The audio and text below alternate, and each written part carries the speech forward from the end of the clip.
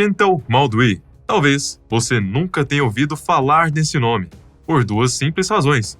Você não é alpinista e nem fã desse tipo de aventura radical.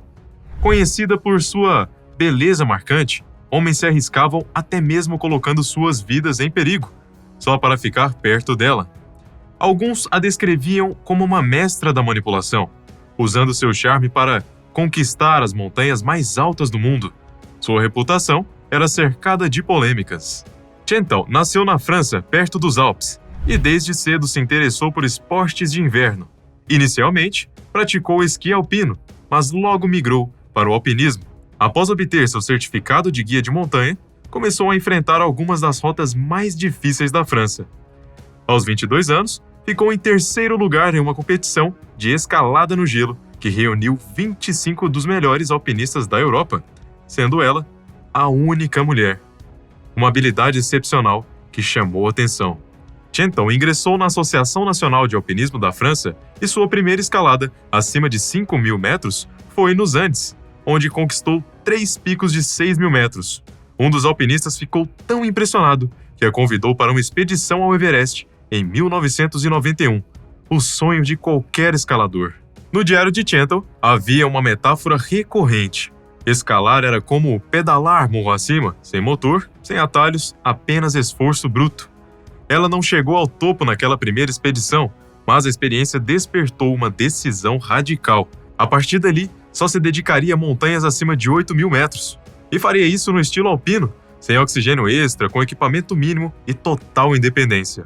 Chantal não era uma alpinista comum. Seu corpo se adaptava surpreendentemente bem ao ar rarefeito em altitudes extremas. A sua presença era notada em qualquer acampamento base. Popular entre os colegas, ela também gerava polêmica. Havia quem a admirasse e quem a acusasse de usar seu charme como ferramenta de manipulação. Diziam que gostava de ser o centro das atenções, mesmo que isso gerasse tensão entre os homens. Durante sua segunda investida ao Everest, em 1991, Chantal se viu no centro de um conflito. Uma disputa entre escaladores causada, dizem, por sua presença. Em meio ao drama, ela se envolveu com o alpinista americano Thor Kaiser. Eles logo formaram um casal e traçaram planos ambiciosos. Escalaram o imponente monte Fitzroy na Patagônia, Argentina, mas faltava dinheiro, uma constante no mundo do alpinismo. Para financiar a aventura, Chantal passou a guiar grupos de turistas por trilhas comerciais. Mesmo assim, pouco antes da viagem, confessou a Thor que não tinha como pagar a própria passagem. Movido pelo desejo de estar com ela, Thor assumiu o custo. Chegaram juntos à Argentina, mas a escalada se tornaria um divisor de águas não apenas na montanha, como também no relacionamento. A convivência em ambiente hostil acelerou o desgaste entre eles. Nem alcançaram o topo, nem a relação sobreviveu. Ainda assim tentaram mais uma vez, e segundo uma jornalista chamada Jennifer Jordan, antes da nova tentativa, Chantal foi direta. Se chegassem ao topo naquele dia, o relacionamento continuaria. Para Thor, a lógica era estranha, mas ele aceitou o desafio como um voto de confiança. Determinado, ele liderou a escalada corrigindo os erros de Chantal e poupando suas forças. Por volta das 23 horas, já próximo do cume, ele lutava contra o frio, a exaustão e a umidade que encharcava suas próprias roupas. Na madrugada, ao tentar se firmar numa saliência, a rocha sob seus pés se partiu. Num instante foi arrancado da parede e arremessado montanha abaixo. Foram 20 metros de queda, colidindo contra rochas como uma marionete sem cordas. Thor parou em uma plataforma e a única coisa que passou por sua mente foi: pelo menos ainda estou vivo. Estava ferida, a pálpebra cortada, o braço direito em frangalhos, mas milagrosamente vivo. Outros escaladores conseguiram resgatá-lo e levá-lo de volta ao acampamento base. Para Thor, aquela tentativa marcaria não apenas o fim de uma escalada, mas o fim de uma história. Já para Chantal, não, pelo menos em parte. Chantal decidiu tentar novamente no dia seguinte, desta vez com outra equipe. Antes de partir, lançou a última frase que Thor Kaiser ouviria dela por muito tempo: "Não te amo mais." Thor voltou para casa despedaçado, buscou terapia tentando entender a montanha-russa emocional em que havia se metido. Seu psicólogo foi claro: mantenha a distância de Chantal, mas, como tantas outras advertências, essa também foi ignorada. Meses depois, ao descobrir que ela se preparava para escalar o K2, a montanha mais traiçoeira do mundo, Thor fez o impensável. Juntou-se a uma expedição russo-americana. Não era um grupo qualquer. Ali estavam lendas vivas do alpinismo. Ed Viesturs, Scott Fischer e o soviético Vladimir Beliberdin, o primeiro de seu país a alcançar o Everest. Enquanto isso, Gentle fazia parte de uma equipe suíça. O destino era o mesmo, o Paquistão, com suas normas conservadoras e olhares vigilantes. Mas Gentle ignorava os códigos locais, como quem ignora o clima em uma escalada. Andava sozinha, usava roupas curtas e se expunha perigosamente, sem medo, sem concessões. Após 19 dias, chegou ao acampamento base do K2. Seu grupo pretendia subir no estilo alpino, dispensando cordas fixas para avançar mais rápido. Logo, ficou claro que se apoiariam nos recursos deixados por outras equipes, cordas, caminhos, esforços alheios. Gentle, fiel ao seu modo, evitava carregar peso. Deixava que os homens da equipe transportassem seus equipamentos, enquanto sua mochila permanecia leve. Uma escolha estratégica, mais criticada. Muitos alpinistas experientes duvidavam que o grupo suíço estivesse realmente pronto para alcançar o cume. Talvez por perceber isso, ou talvez por intuição, Gentle tomou uma decisão arriscada e ilegal. Abandonou sua equipe e, em segredo, infiltrou-se na expedição russo-americana. Violou regras paquistanenses, ultrapassou limites éticos e se aproximou de Thor mais uma vez. Mas não para reatar. Em pouco tempo, envolveu-se com Ed Viesturs, o novo parceiro de cordada de Thor. Em 28 de julho, Thor, Ed e Neil Birdman partiram no acampamento base rumo ao cume do K2. 2 dias depois, alcançaram o campo 3, enquanto Beliberdin e Gennett Kopeika já avançavam cerca de 300 metros à frente. As barracas foram divididas, Ed e Neil em uma, Thor em outra. Na calada da noite, quando o vento soprava histórias que só a montanha compreende, Thor ouviu passos no gelo, abriu a barraca e lá estava ela, Gentle. Ela havia esperado a partida do grupo e, em silêncio, o seguiu pela encosta da montanha, sozinha, até alcançá-los a milhares de metros de altitude. Na manhã seguinte, com nuvens se formando no horizonte, Ed e Neil, atentos ao perigo iminente, decidiram recuar. Mas Gentle, Thor e os outros seguiram adiante, escalando não apenas a montanha, como também o terreno instável dos próprios relacionamentos. O último dia de julho amanheceu calmo no K2, uma trégua rara da montanha mais letal do mundo. Com o céu limpo, Thor Kaiser avançava carregando barraca, fogareiro, saco de dormir, comida, cordas. Era mais do que peso físico, era a responsabilidade de sobreviver.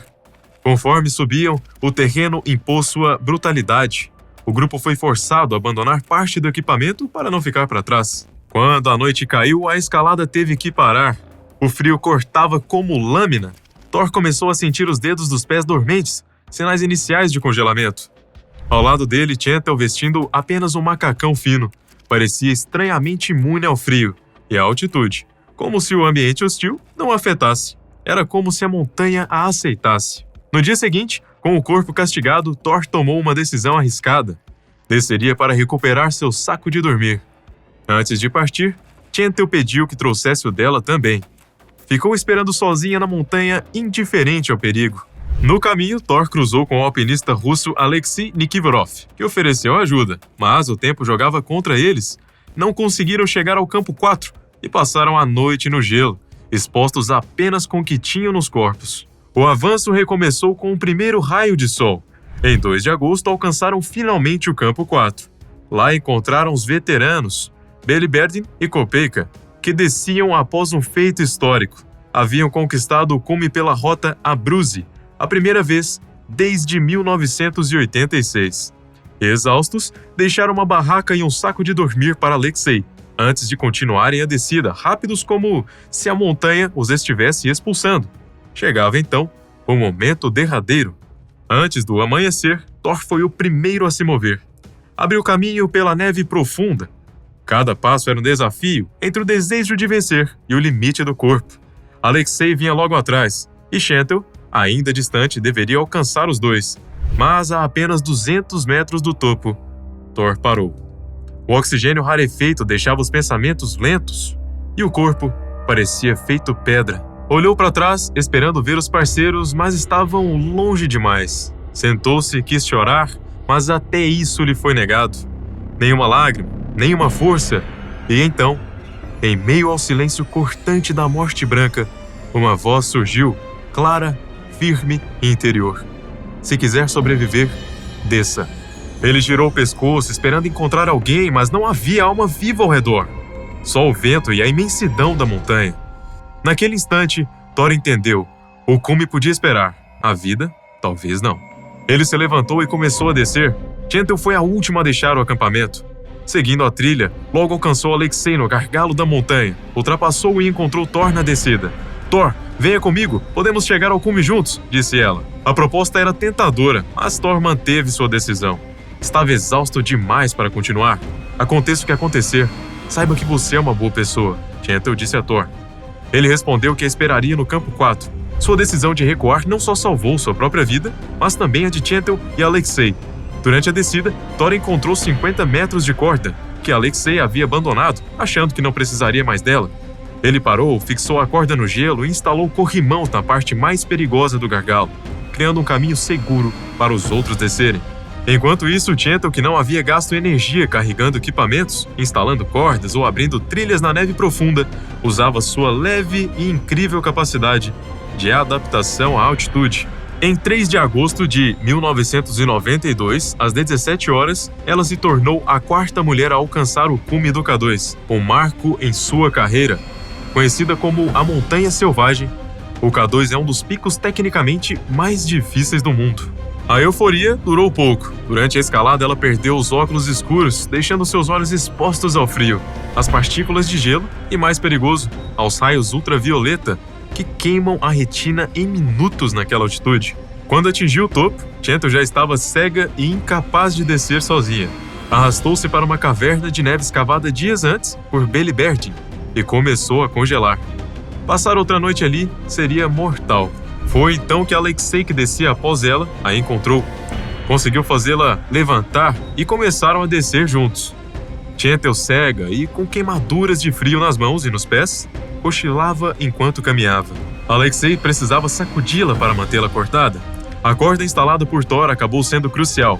Alexei se prendeu a ela, mas, ao ajustar o peso, um de seus crampons soltou-se, fazendo-o cair vários metros antes que a corda o segurasse. Para quem ainda não sabe o que é crampon, trata-se de um dispositivo preso às botas que faz com que os pés do alpinista fiquem mais firmes ou presos no chão, devido à formação de cravos metálicos. Ao chegar à barraca, Alexei estava à beira da morte, vítima do mal da altitude, da exaustão e hipotermia. Caiu dentro da barraca de Thor. Onde está Gentle? Thor perguntou. Ela vinha atrás de mim, respondeu Alexei. Cerca de 45 minutos depois, Thor ouviu passos arrastados na neve. Gentle, com as mãos estendidas como uma criança, tateava no escuro. Estava desorientada, mas insistia em descer. Thor puxou-a para dentro, tirou suas botas e viu que seus pés estavam gravemente congelados, mas ainda recuperáveis. Rapidamente preparou chá, sopa e deu-lhes chocolate. Após 3 dias no campo 4, acima da zona da morte, onde o corpo se deterioraria mesmo em repouso, Thor sabia que o tempo acabava. Agora precisava salvar a si mesmo e 2 escaladores à beira do colapso. Na tarde seguinte, começaram a descida. Alexei e Thor carregavam Gentle pelos braços, já que ela mal conseguia mover as pernas. Avançavam alguns metros, paravam para descansar e repetiam o processo. Em 3 horas, percorreram apenas 60 metros. Thor temia que descer com Gentle à noite seria suicídio. Decidiram armar a barraca. Gentle ficou imóvel na neve.